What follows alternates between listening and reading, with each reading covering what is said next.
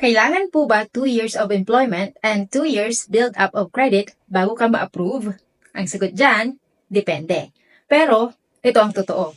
Hindi laging kailangan ng 2 years employment at 2 years credit history para ma-approve sa mortgage. Kung employee ka at full-time at permanent ka na, kahit less than 2 years pa lang, pwede ka nang ma-approve as long as stable ka at may good income. May mga lender na tinatanggap kahit 6 months pa lang sa trabaho basta wala na sa probation or confirm na permanent or regular na sila. Now, sa credit history, ideally, yes, the longer, the better.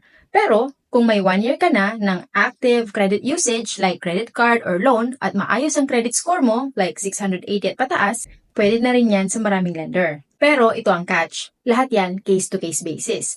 Hindi lang number of years ang tinitignan. Kasama dyan ang income, down payment, debts, assets, at syempre, credit score.